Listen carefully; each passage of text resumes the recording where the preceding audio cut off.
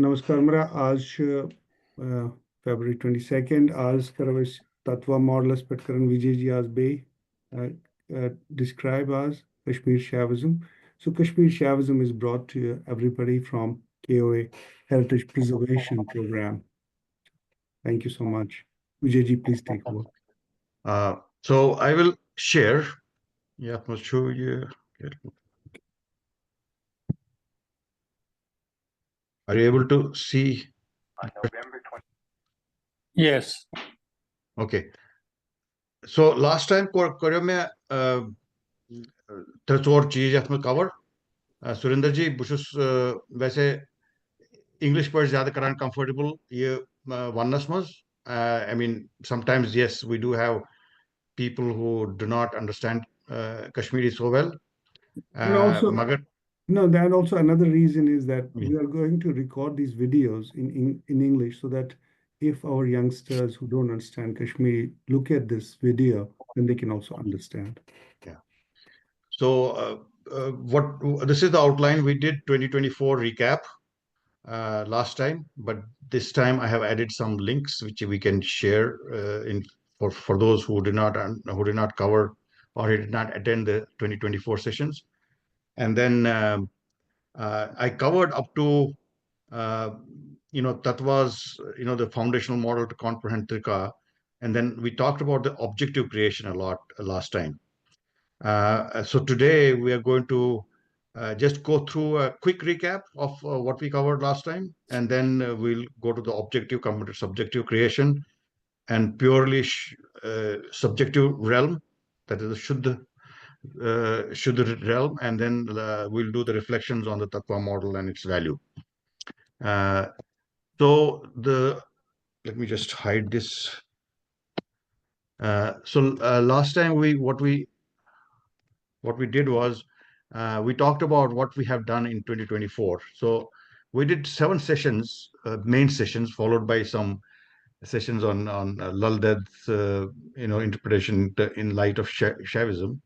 But in 2024, for those who did not attend the last session, we did 7 sessions. First one was Kashmir Shaivism for KP rejuvenation and for the world. So there's a YouTube link that I have included in this page. And this was basically talking about how we have breached the ecological ceiling and social foundation during the centuries of colonial era. And there are inspirations for this study because of the conversations I had with the inventor of microprocessors, who motivated me to actually kind of work on this topic. His name is Federico Fagin, and he was trying to put consciousness into computers after having invented microprocessors. And then I had a long talk with him, and he said that Kashmir Shaivism has got so much wisdom in it that it informs the current world's challenges. So he motivated me to kind of do this study. So I talked about some of this, and the ecological ceiling and social foundations. I talked about that in the session. Then I had a second session in which I talked about how we can rethink humanity in light of what wisdom Kashmir Shaivism possesses. And this is the session 2. And then session 3 was about I had actually come back from Kashmir Shaivism retreat in Kashmir in October 2023. And then I shared some experiences and some pictures, videos, and all from that. And then there was an overview of key concepts of Kashmir Shaivism in session 4. It was a highly packed overview of only a few key concepts in the Kaulatrika school. And then that was followed by session 5, where we rehashed some of the key concepts and we kind of shared some fun facts about Kashmir Shaivism also. And then session 6 was about the historical perspective, and I thought this was, to me, this particular story is extremely motivating and extremely. It basically propelled me to do this work, because I basically saw the history of how it evolved, how this wisdom evolved during and after Lalitaditya's time. and how Kashmir Shaivism actually made Kashmir Valley as the 11th century Silicon Valley. And I talked about some of the details associated with that, and how after that, there were waves of genocide, and then how they miraculously, after those waves of genocide, our wisdom survived in the about 100, 115 years ago. Things changed, or actually they had started changing before that also. So we described all of that in session 6. And then the last session was uh, how Kashmir Shaivism concepts that we had already discussed in earlier sessions, how they resonate to shape the future of science and technology and ethics and aesthetics. All of that was discussed in session 7. And this is basically rethinking humanity in all aspects of it. And so this was also making a case for KP, or Kashmiri Pandit Renaissance, on a global stage. And this is the thing that as I was saying earlier before we started recording, is important for basically making this whole thing relevant for the Kashmiri Pandit youth. Because if it's all about a story from 1,000 years ago, they may not be interested in that. But if it is something that scientists and technologists and social scientists or even healthcare is interested in today, then it becomes relevant for them. So this is the recap of what we discussed in 2024. And by the way, if there is some quick comment or quick question or clarification question, please stop me whenever you want to stop me. Okay. So this is a book that I had actually shared something about. This was just published about a couple of months back, after we did all those 2024 sessions, and I discussed this from Shiva to Schrodinger, unraveling cosmic secrets with Trika Shaivism and quantum insights. So this was a book I kind of shared about. This has got a lot of content that we discussed in the 2024 sessions.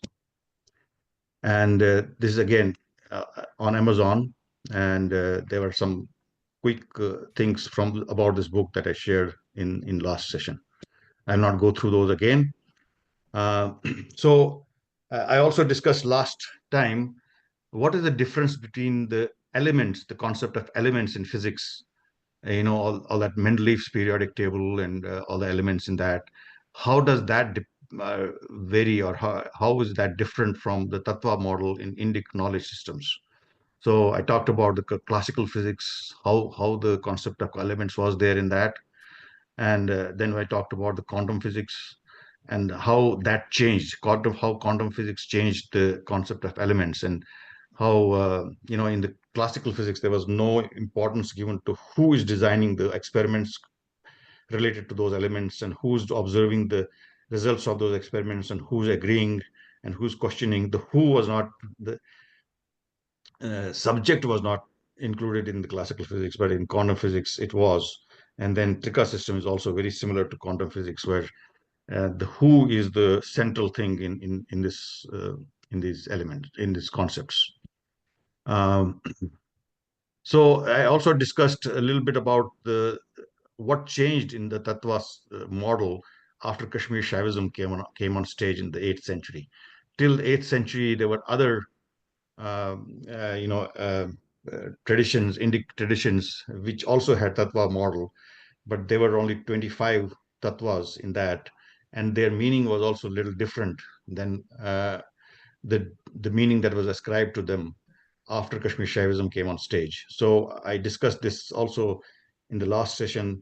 I also kind of showed that how this Tattva model was actually foundational, very foundational to the Kashmir Shaivism. And this is the kind of first chapter when you want to learn Kashmir Shaivism. And actually, I shared, when, during that, the Beatles era in the 1960s, Beatles era, when all the hippies and all came to India in search of the truth and all that stuff, and they were, involved in all kinds of adventures in India and elsewhere. I talked about how some of those people wanted to learn, and they ended up going to Swami Lakshmanju in 1970-71. And the first thing that Swami Lakshmanju taught them was about these tattvas, because he basically told them this is the foundational. This is foundational to understand Kashmir Shaivism. हाँ क्या सवाल है? Okay, so and then I quickly also I actually described the three key things in this model: the concept of Prakriti, concept of Purusha, and concept of Shiva. At a very high level, I discussed this, that Prakriti is just worldly creation, or the material world, including the world, the body, the mind, and the intellect. And then Purusha is the limited individual being, that is us really, but us entangled in the worldly creation by experiencing with body, mind, and intellect in different states of emotion, different emotional states. And then the Shiva being the purest and unlimited being that most of us are not, and which transcends Prakriti and Purusha. And so I talked about this at a high level, but then we delved into the whole model. And this was the overall picture of 25 tattvas on the right side. And we spent a little time on this at a high level, but then we talked about the first 25 tattvas on the right side, which are common with Vedanta, Sankhya, and even Patanjali's Yoga Sutras. This is what was in the Tattva model earlier. But then Kashmir Shaivism added these 11 tattvas, which are called Kanchukas, the Maya, and the five pure elements, or the Shuddha tattvas. So the highest of these are Shiva and Shakti, and that those five on top are the divine realm. The one on the right is the Prakriti mostly, and Prakriti and Purusha, and the on left side, Maya and the Kanchukas are the limitations, because of which we are not able to, most of us are not able to see the divine that is there in us, all of us. And so this was a high level picture of the 36 tattvas. And these things in yellow here are basically the veils or limitations and malas, because of which the divine layers, the Shuddha layers, are concealed from us. So the fullness of divine reality is concealed from in the world of duality. So that's the high level model of tattvas. And then we went into each one of them one by one. So, for example, on the right side, we went through these 36 tattvas first, the Mahabhutas and Tanmatras. We talked about these. And in these, Mahabhutas, the earth, water, fire, air, and ether, they're all the great elements. Actually, these concepts are similar to what is there in the Greek thing. So we discussed this in the last session in some details. And on the right side, we had the tanmatras. These are the sensations. And what we clarified last time very clearly, or we tried to clarify, is that the tanmatras are the storehouse of all the five sensations of smell, taste, form, touch, and sound. These are the important word is storehouse. This is where everything that we sense is stored. Sometimes it's stored unconsciously or subconsciously. Sometimes it's stored consciously, because we observe these things. We actually have these sensations, whether it is hearing, touching, or seeing. So all of these things are actually tanmatras. These are the sensations. Uh, they're not smell, but the storehouse of where the smell resides. So this is a taste, for example, is where the impressions of taste resides. So form is where impressions of form resides. This is where the storehouse is. So this is an important distinction that we have to make. And whereas on the left side is the 5 great elements of Mahabhutas, and these are the grossest level of manifestation. So the one which is the grossest level is Earth. This is the lowest one, but it is the most complete element because all potentialities of Shiva are manifested in this. So it's a most complete tattva. So anyway, we discussed some of this, and if you want to stop me anywhere to clarify something, I can stop. So on the right side, the tanmatra sensations, these are all the, as I said, the storehouses. So vibrations of different kind, even all electromagnetic waves like light, and they all reside in ether. So if you see all electromagnetic waves and all, they actually go through this vacuum, which is what this akasha is, and that akasha is not perceptible. It is like a vacuum without air, which gets filled up by other mahabhutas. So, and these mahabhutas are mapped to tanmatras. For example, this smell, gandha, it rises from the element earth. The taste rises from the element water, and similarly, touch rises from the element air, and so on. So this is mahabhuta, the 10 mahabhutas that we start with, and then I actually showed the other mahabhutas. So on the top are the 5 mahabhutas. I mean, top mahabhutas, and then the next one is tanmatras. This 5 more, which we just discussed. But then after that are the karmendriyas. These are the organs of action, and we talked about these also in this last session.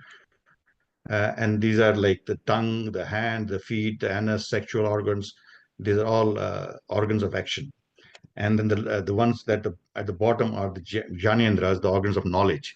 So they're all again mapped. So tongue is an organ of speech, karmendriya, but it's also the organ of sound, because this is where we make sound from. And then tongue is also an organ of taste. So each of these organs have a different function, and they belong to these different categories of elements or tattvas. So the jnanendras are basically instruments. They are like the frequency analyzers. Real smelling is actually happening in the antahkaranas, which I'm going to talk about next, in the subtle body. And so those are the next 5 elements that will come after this. So these are the 20 elements that are the basic elements in the creation or the prakriti. So many of the actions or many of the functions in our body are an intermixture of all of these processes that happen in the mahabhutas, the tanmatras, the karmendriyas, the jnanendriyas, and our moods and emotions are all kind of interplay of all of these. So we'll talk about that also, hopefully today. And one thing that I wanted to kind of show is that these are all in one color. These are all in one color. These are all in one color. There is a mapping between them.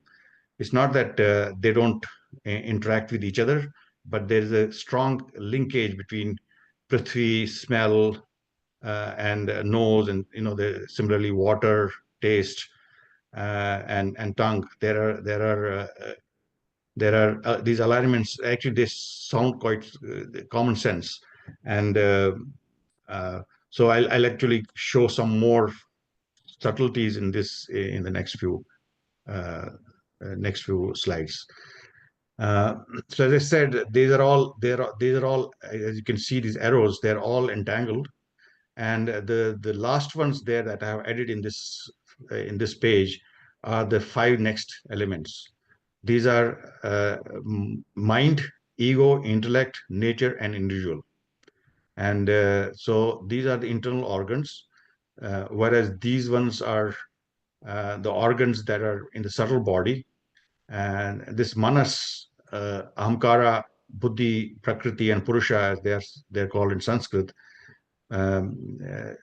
These 3 are called antahkaranas, and these 2 are called they are actually interdependent tattvas, and Prakriti is a sum total of all these 20 plus 3 elements.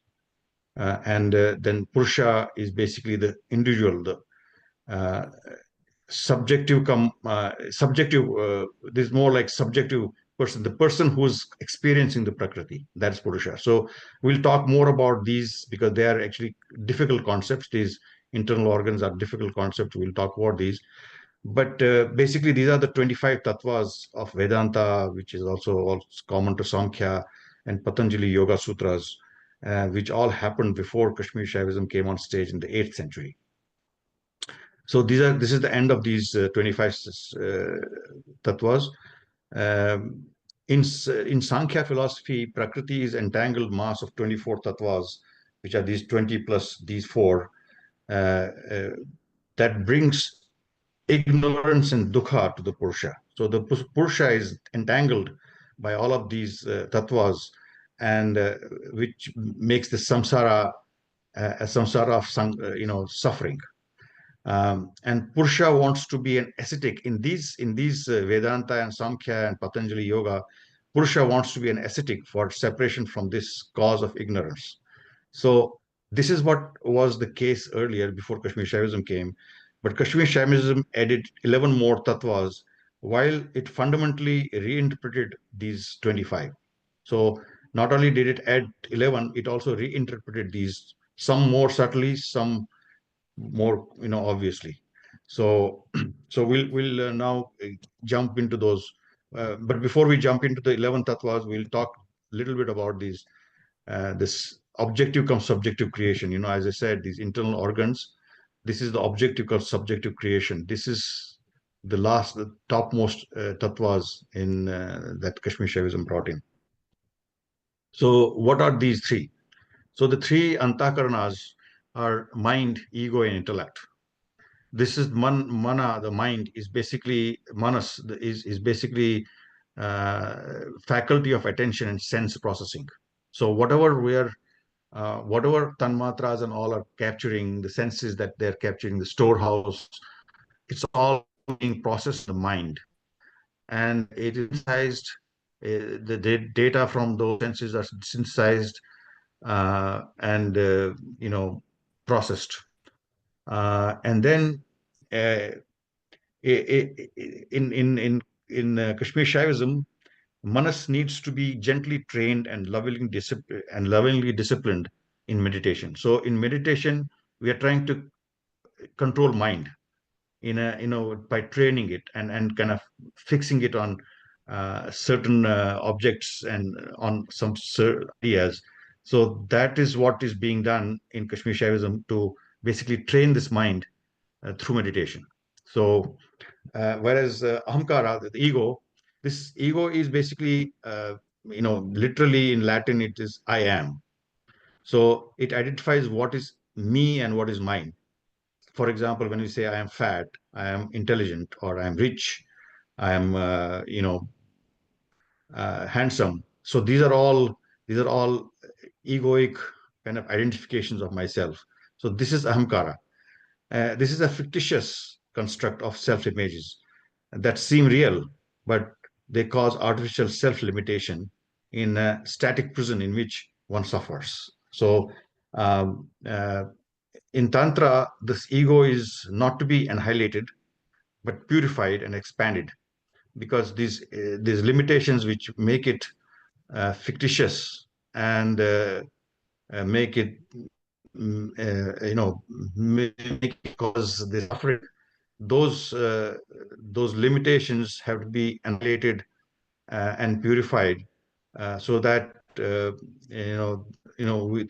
yoga, meditation, and other such techniques, which are called upayas in Kashmir Shaivism, through those you basically have to cleanse the ahamkara. And then the third one is the buddhi, or intellect. This is actually the most important, the 23rd tattva. This is the most important of the Prakriti, the faculty of reason. It's not actually located in brain. It's located all across the body. For example, we think about the gut feel. Gut feel is basically coming from gut. So it's not all in brain.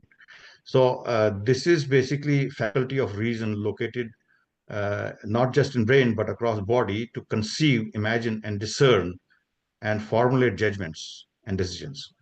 It enables us to Vijay ji ये when you screen का blur थोड़ा है इसमें बोझ नहीं वाना text the text is not visible it's blurred right now. oh, Is it possible that something happened? It was visible earlier, but just now it just turned blurred. Go back to previous slide. I think that it was clear on the previous slide. Is this a different slide? या अगर तो unshare करे तो share करियो बे ये गश ठीक. Yeah, try that. okay.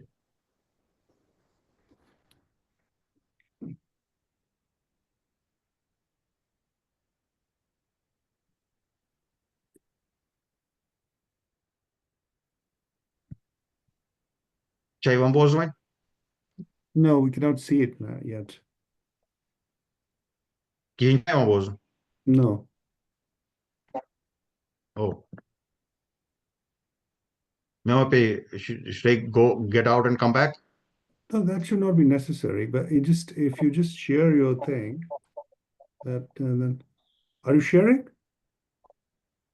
Yeah, I was sharing.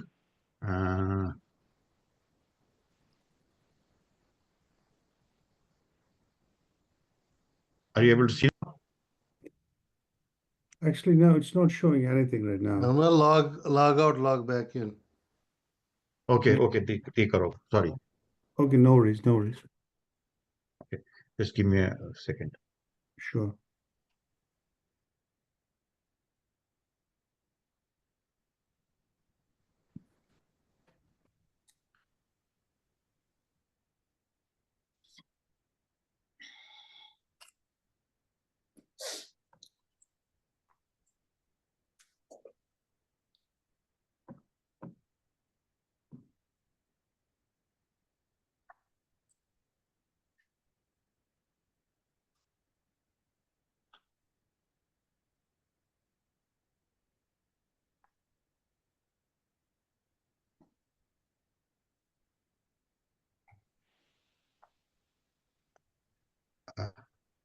Acha, I'm back in.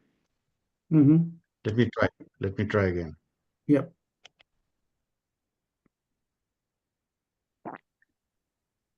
Yeah, it's the screen is showing now. Okay. It's still Okay. So okay. Now it's better. It's better. Mm-hmm. Is that one? Yeah, it's ठीक. It could be because of some network bandwidth issues, but right now, Yeah, possible. yeah. Okay, good. All right. So I was just showing the 21st, 22nd, and 23rd Tatvas. These are the objective come subjective creation, and so I talked about the intellect. It is it basically enables us to discern what is ultimately beneficial or not beneficial for us and for the collective good. And often it is impaired by samskaras, the past experiences and impressions that we carry, sometimes from the earlier past lives. So as I said, those tanmatras, those are storehouses of sensations, the ones like 6, 7, 8, 9, those tattvas, those are storehouses. Those storehouses actually go from one life to another life. You carry them, those impressions and samskaras, and so this intellect is often impaired by these samskaras, and you sometimes kind of get clouded by those. So you're not able to take the right decisions, which are good for which are for the common good. So these are the 23, and then 24 and 25 is the last of the objective of subjective creation. These are the interdependent tattvas, Prakriti and Purusha, which is nature and individual. Prakriti is the nature of Purusha and the perceived objective world that we see. And this objective world is matter plus energy.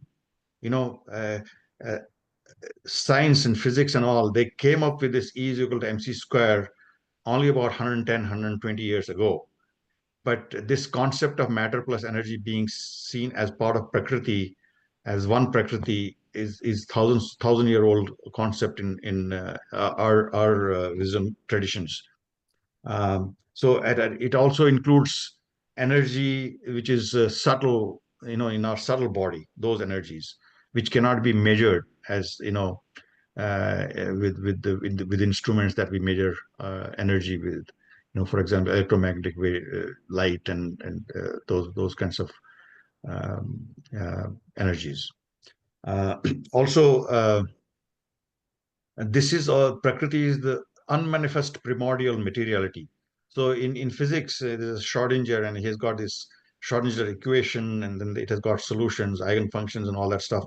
So basically, this is this Prakriti also, it's not only what is manifested, but it's also what is unmanifested materiality, which has got a potential to be there, but it's not manifested yet. It can manifest. So that's also part of Prakriti. And this Prakriti also creates these gunas, or which forms the swabhava, basically the nature. As we say, nature, it's also the swabhava of Purusha. Whether somebody is loving, somebody is lazy, somebody is, courageous, that is the swabhava that comes from these gunas, sattva guna, rajaguna, and tamaguna. So this Prakriti basically is sum total of all these 23 tattvas below that. I think And Bhavika ji has her hand raised up. Winnie. Bhavika ji, go ahead, please. Sorry, Vijayji, for interrupting, and thank you, Dilipji. I didn't understand the second bullet point, the unmanifest primordial materiality that manifests as universe. I didn't understand this. Very deep for me and like tough to understand. Sorry.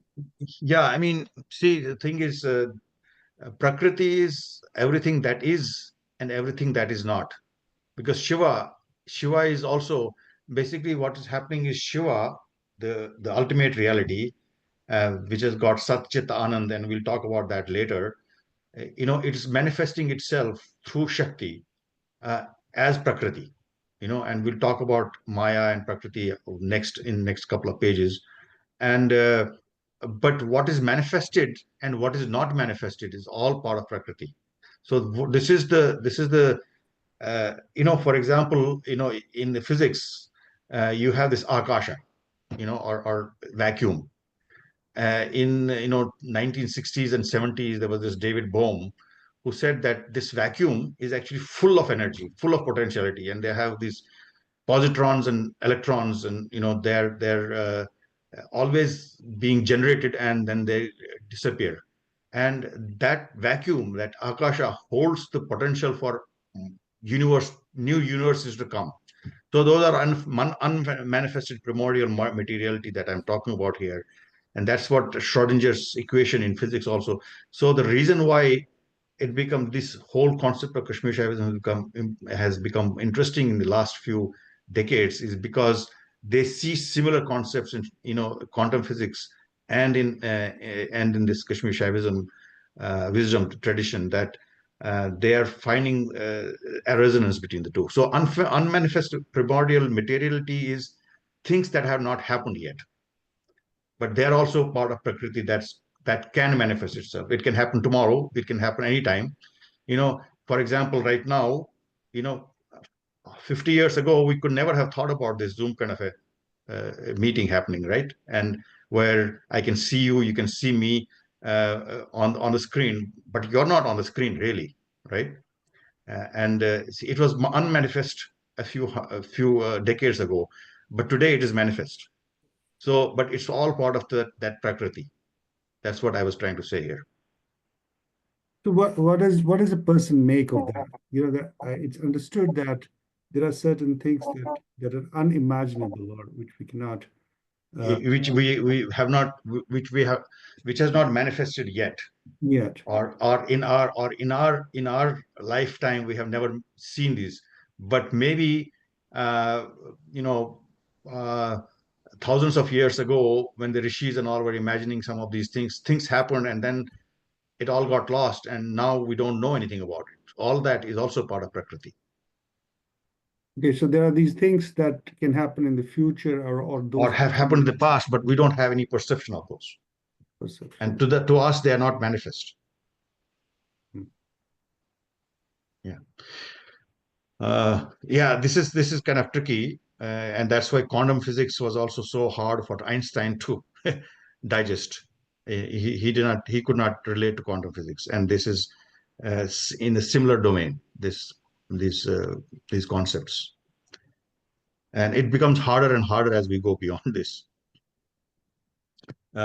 In Tantra, Prakriti is the source of secondary materiality, and there is a higher tattva, Maya, which we'll talk about next, which is a source of primary materiality with limitations. So this Prakriti is what has been manifested, and it is secondary materiality, and then we'll talk about more primary materiality later. And again, I'm not, I do not consider myself as an expert, because I have started studying this only for last 5-10 years.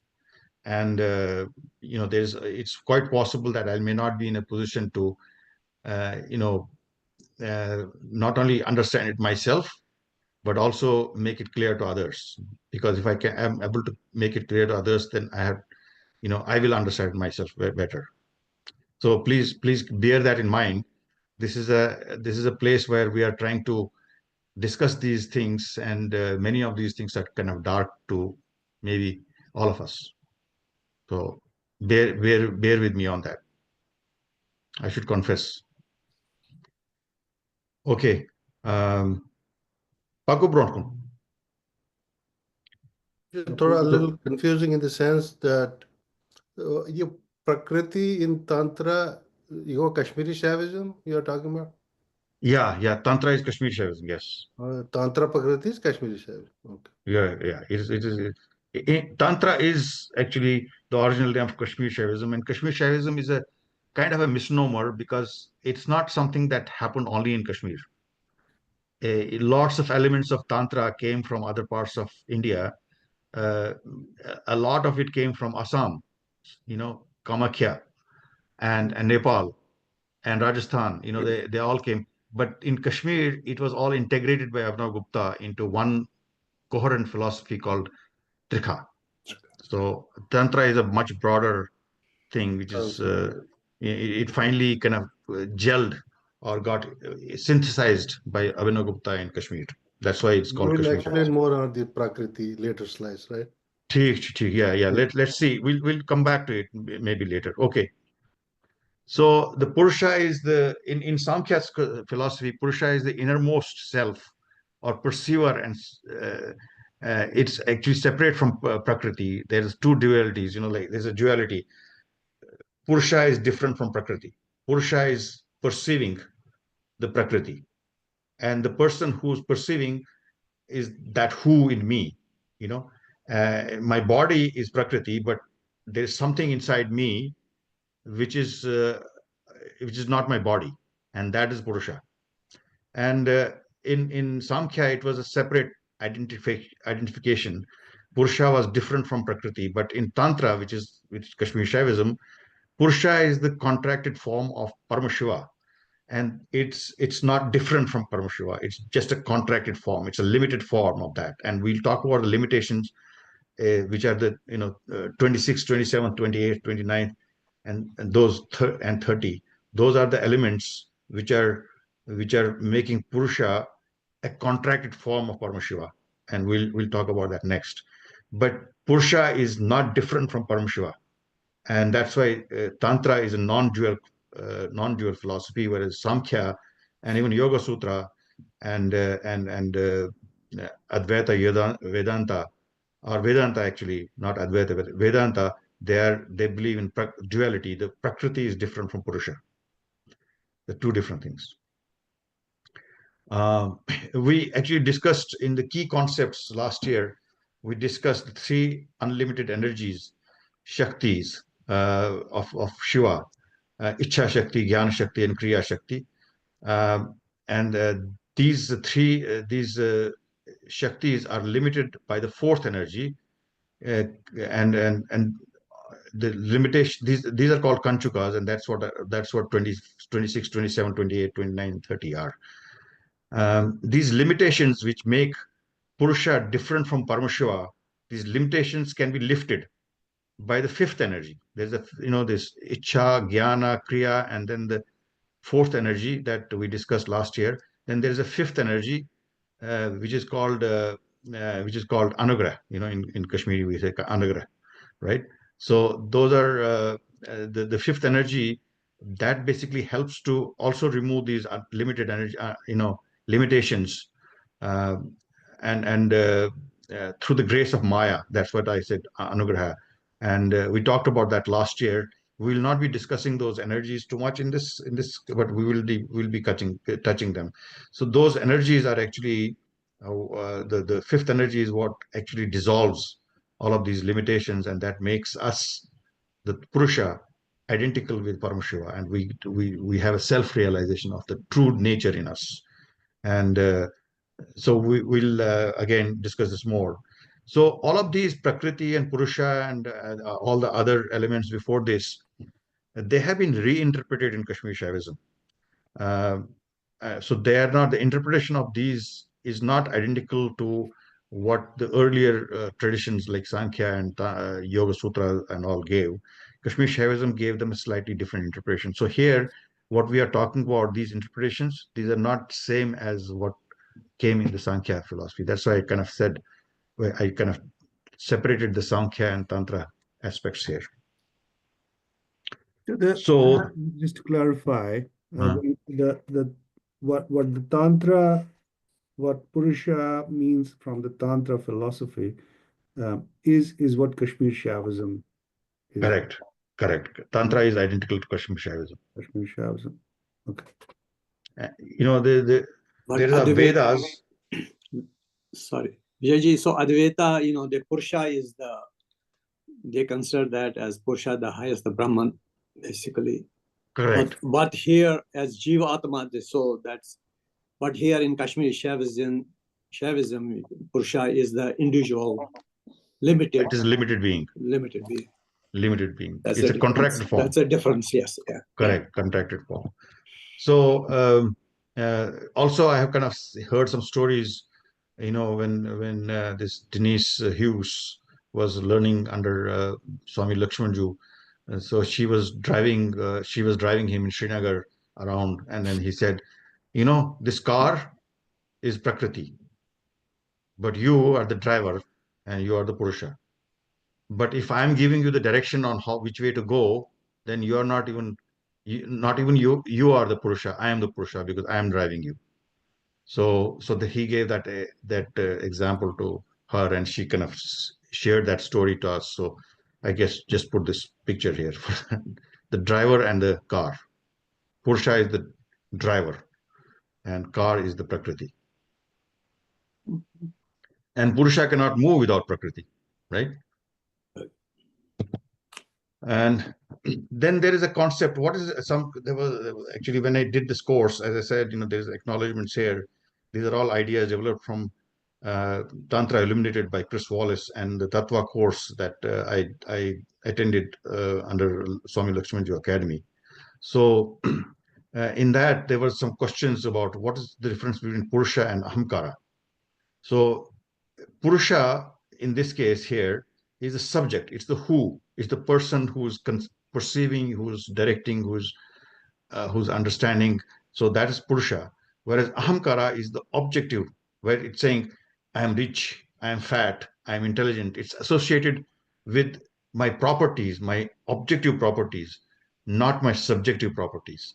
So Ahamkara, which is the 23rd, I guess, 23rd subject. No. Ahamkara is, yes, 21, 22, 22nd Tattva. That is ego, which is different from Purusha. And I just wanted to kind of put that here. So looking at all of these, these 25 of them here, that we have these manas and Ahamkara, and these are the three antakaranas. These are called antakaranas. And then these, looking at all of this,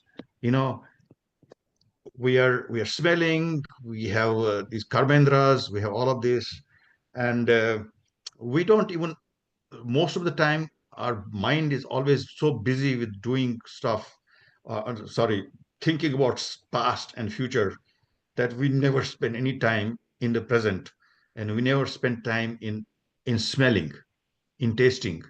When we are eating, we never really taste. We just kind of gulp it down. Similarly, when we are, hearing good music, while we are hearing good music, we are also thinking about the artist and his wife and his girlfriend and all that stuff. So we are never really relishing all of these tattvas that we are made of in this prakriti. So I wanted to kind of share here that in this mindfulness, when we are actually paying attention to all of this, which hardly ever happens, we will actually be feeding the goddesses of senses. So even though the alignments of five seems to be common sense, the correct and complete meeting between the energies of senses and their respective sense objects is quite rare. We hardly ever do that. And in reality, sorry, one quick question before we move that. The one thing that's coming to my mind is about how do I think of Purusha, because in the tattvas, the 21st tattva, I think, is the manas, which is the mind. And when you gave the example of this somebody driving the car, and when she was driving the car, she was instructing how to drive the car, where to go. That was I relate that to mind as a person, right? Because it's the mind which has that instruction or which governs it. But you also said that that's the Purusha.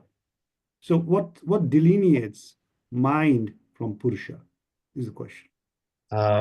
It's a good question, but let me see. I mean, I would say that mind is objective.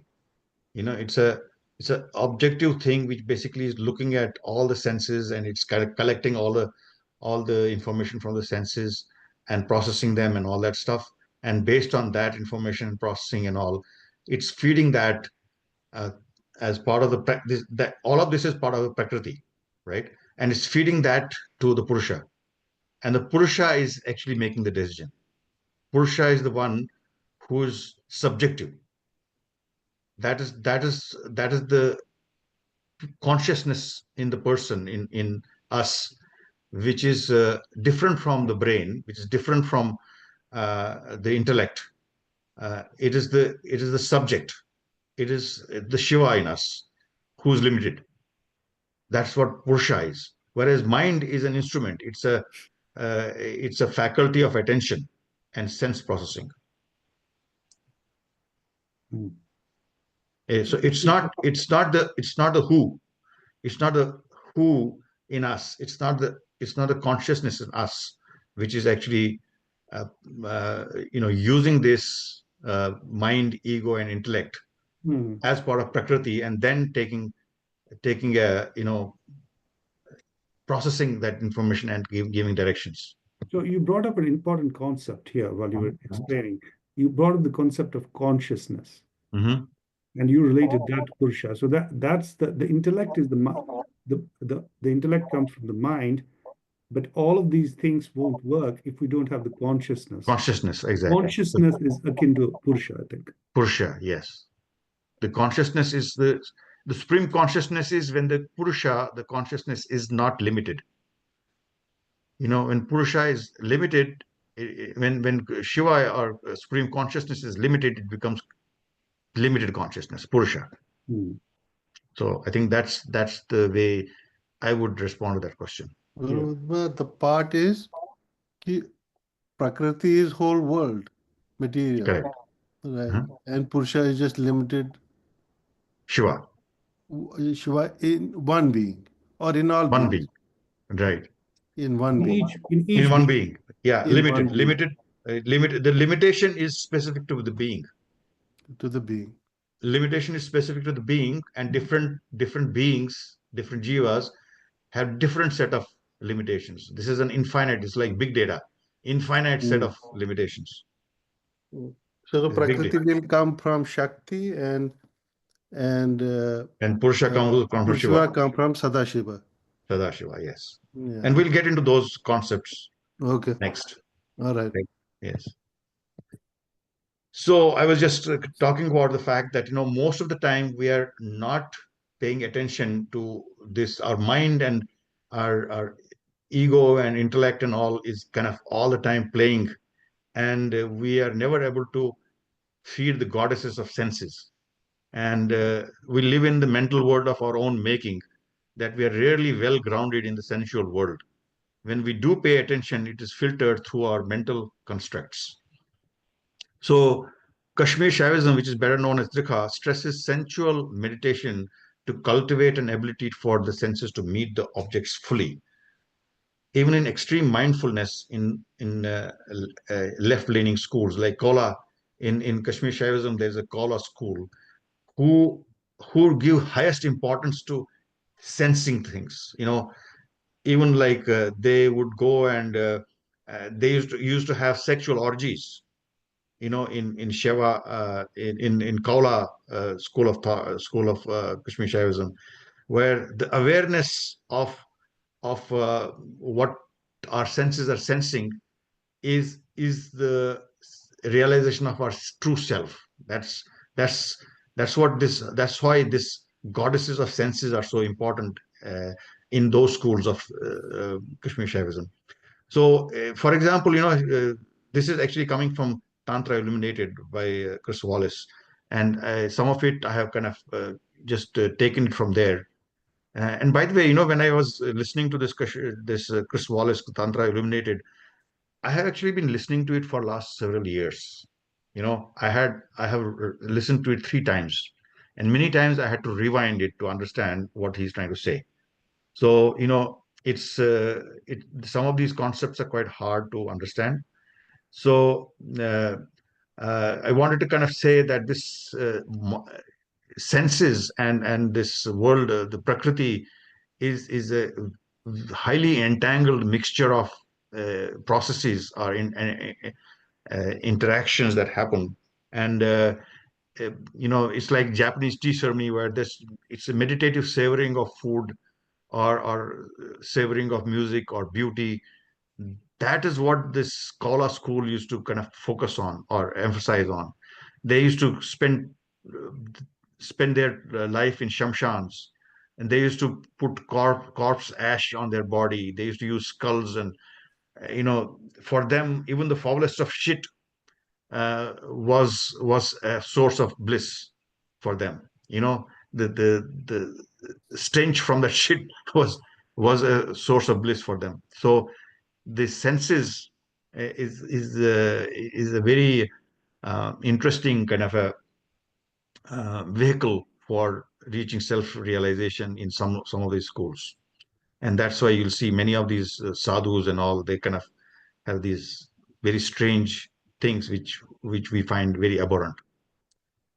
The reward for the goddesses is an aesthetic rapture. It's called chamatkara, from all of the manifestation of Shiva and Shakti across all tattvas. So everything that they experience in this Prakriti is a source of self-realization for them, and experiencing the Ananda.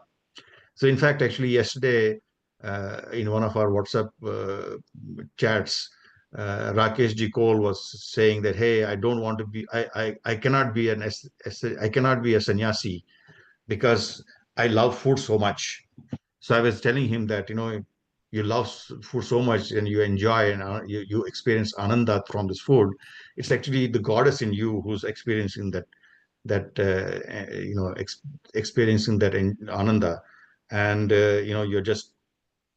you're a yogi already because you're really enjoying it and you're doing, it's a mindfulness. So anyway, I just wanted to kind of, I found this particular chapter in Chris Wallace's book very appealing to me. And so I wanted to kind of share that with you.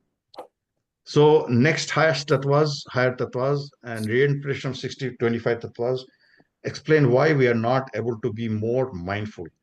And, so it's not that we are lacking, because of which we are not mindful. We are not mindful for a good reason, and the next 5 tattvas will show what that reason is. So we're on time today. At I will actually this higher tattvas, I will talk about that next. yes. But I will also kind of, let me just share this one. So before Kashmir Shaivism came on stage, all these 25 tattvas, basically they had this Ashtanga yoga before Tantra, before Shaivism came on stage. This Ashtanga yoga was used to dissolve the interplay of 25 tattvas in sheets. And so there are these sheets in this. I actually got this the yogic lens. There's a channel, YouTube channel from this. It basically looks at all of these: seeing, hearing, smelling, touching, tasting, and then we have this buddhi and manas and all, and then there are this speech, grasping, moving, prediction. So all of these actually form the basis for the yoga, and how samadhi, dhyana, dharana, pranayam, and asanas, they are all coming out of how do we kind of tame all of these 25 tattvas in our body, and any source of dukkha, whether it's the ailments or whether it's the mental ailments or physical ailments, they can be addressed by these things. So just wanted to share that in case you are interested. I can send these some of these links, how these whole these tattvas interplay with each other, and they cause our prakriti, our swabhav becomes one way or the other. We become calm, or we become agitated, or we become loving, or we become whatever. Those swabhava that we have in us is basically an interplay of all of these: earth, water, fire, these 5 mahabhutas, seeing, smelling, speech, all of that. And then how these techniques can actually help us overcome those or dissolve those. Yeah, Vijay, please send these in that chat. That'll be great to send that. I think we should take this time. Yeah, we should take just 5 more minutes. I know we are on time, but let's take a few more minutes. One, Bhavakaji has a question, and second, Surendraji had requested to have a QA at the end. We should just wait for that. Okay. So why don't we start with Bhavakaji? Bhavakaji, you had your hands. Yeah, I had a question about the Kala Shaivism. Is that still a active like Kashmir Shaivism practice? Like, are there active practitioners of that? Yes. Actually, that's a very interesting question, and I've got some ideas about that. Thanks for asking that question. So basically, when the invaders came and everything was destroyed, and it is the Kaula and in that school which basically carried it forward, and it gave rise to that Hatha Yoga, which is not the same as the Patanjali's yoga, which was like 1,000 years before them. So they came with this Hatha Yoga, and that evolved in rest of the country, in rest of India, and into all of these, these like these agoras and all. And even actually Yogi Adityanath's thing is Nath Parampara. They actually carried some of these things, and you'll see at this Kumbh Mela and all, you'll find all of these agoris with all kinds of hair and all kinds of, they go naked, for them, they go beyond these senses and stuff. So yes, actually it got carried away, it got carried forward in those sects, and in the mountains they withdrew. Basically that's how they survived, because otherwise and they actually formed akhadas. They formed akhadas to protect themselves from the invaders, in fact. So this was a bottoms up kind of a movement. It was not something that could have survived the tops down kind of a attack that happened after the invaders came. And Does then, that answer? yeah, it does answer. It does answer. And then I had another question is, so the other thing that we keep hearing is, to kind of progress on this path, you need to have a guru, and you need to make sure that, you get that diksha from otherwise Shaivism is like, unless वो खुद ही like it kind of वैसे ही Yeah, अनुग्रह हो actually, जाता it is true that's what they say. But Swami Lakshmanji apparently was saying that in these videos are your gurus, that because he recorded for 10, 12 years or more, they recorded a lot of his videos where he explained subject by book by book. He explained those, and he said the Shiva in you is your guru. Shiva in you is your guru, and you can use any means in the Prakriti to really get in touch with your guru, and that's your diksha. Because see, the world that has changed now. The diksha cannot be the way it used to be. It can be through YouTube.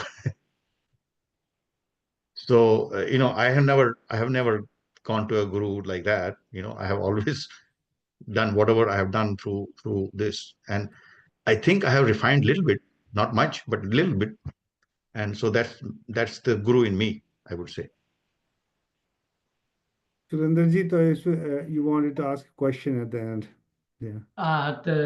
Main प्रश्न brought मन तो मैं अस्कुता समय छु Well, we can stop for about 5 more minutes or so. 5 minute छ okay गॉडनेथै छु साने नमस्कार तशा सवाल के तशा कमेंट्स तशा सवाल के कमेंट्स क्योंकि सवाल करना ब्रोट क्योंकि अथ विषयस पे तो चूंकि तवे उसमें ये